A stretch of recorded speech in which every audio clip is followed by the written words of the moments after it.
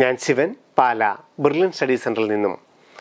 കേരളത്തിലെ BSc nursing പ്രവേശനം നമുക്ക് അറിയാം. കഴിഞ്ഞ വർഷം വരെ 2022 വരെ +2 മാർക്കിൻ്റെ അടിസ്ഥാനത്തിൽ lbskerala.gov.in എന്ന വെബ്സൈറ്റ് വഴി ഗവൺമെൻറ് മേഖലയിലെയും സ്വകാര്യ മേഖലയിലെയും സീറ്റുകൾ അലോട്ട് ചെയ്യപ്പെട്ടിരുന്നത് ഇന്ത്യൻ നേഴ്സിംഗ് കൗൺസിലിൻ്റെ വളരെ വ്യക്തമായ ഒരു തീരുമാനപ്രകാരം ഒരു പ്രവേശന പരീക്ഷയിലൂടെ മാത്രമേ കേരളത്തിലെ ഉൾപ്പെടെയുള്ള BSc നേഴ്സിംഗ് പ്രവേശനം സാധ്യമാകൂ എന്നാണ് നേഴ്സിംഗ് കൗൺസിൽ വ്യക്തമാക്കിയിരുന്നത്.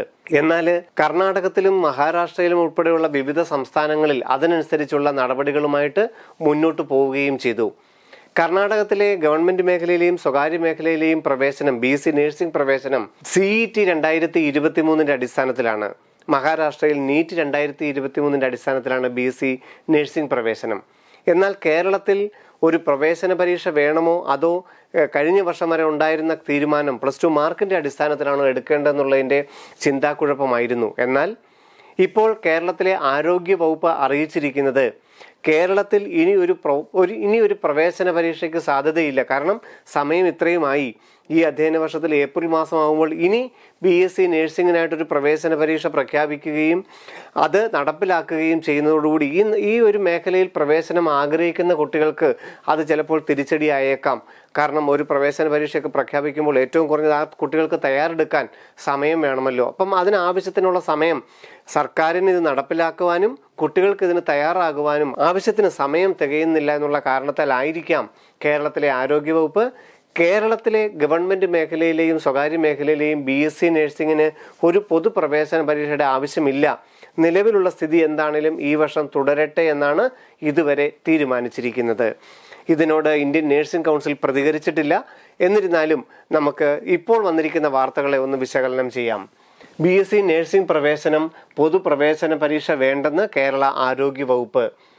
സംസ്ഥാനത്തെ ഗവൺമെൻറ് മേഖലയിലെയും സ്വകാര്യ മേഖലയിലെയും BSc നേഴ്സിംഗ് പ്രവേശനത്തിന് എൻട്രൻസ് പരീക്ഷ നടത്തണമെന്ന ഇന്ത്യൻ നേഴ്സിംഗ് കൗൺസിലിൻ്റെ നിർദ്ദേശം ഈ വർഷം നടപ്പിലാക്കേണ്ടതില്ലെന്നാണ് ആരോഗ്യവകുപ്പ് തീരുമാനിച്ചിരിക്കുന്നത്. കർണാടക ഉൾപ്പെടെയുള്ള സംസ്ഥാനങ്ങൾ എൻട്രൻസ് നടത്തുവാനായിട്ട് തീരുമാനിച്ചു. CET ആണ് മെയ് അവസാനം ഈ പരീക്ഷ നടക്കും. പക്ഷേ കേരളമാണിപ്പോൾ മാറി നിൽക്കാനായിട്ട് തീരുമാനിച്ചിരിക്കുന്നത്. പിന്നെ മനോരമ റിപ്പോർട്ട് ചെയ്തിരിക്കുന്ന മനോരമയുടെ ന്യൂസാണിത്. പ്രവേശന പരീക്ഷ നടത്തിയാൽ പൂർണ്ണമായിട്ടും മെറിറ്റും സംവരണവും ഉറപ്പാക്കാനായിട്ട് സാധിക്കും.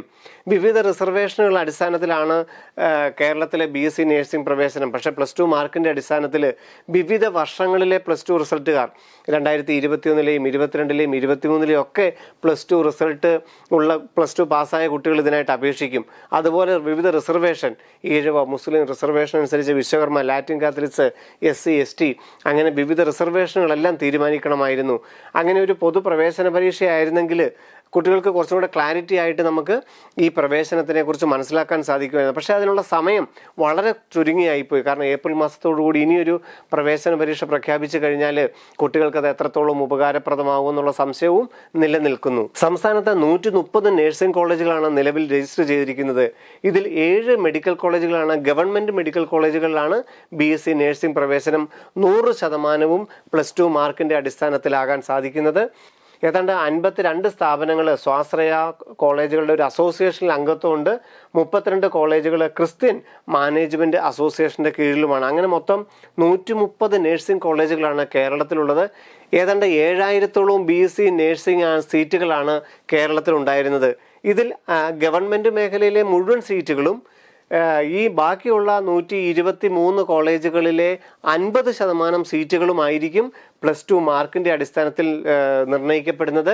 ബാക്കിയുള്ള 50% സ്വകാര്യ മാനേജ്മെൻറ്റുകൾക്ക് അവർ നേരിട്ട് ആപ്ലിക്കേഷൻ വിളിച്ചായിട്ട് എടുക്കാൻ സാധിക്കും.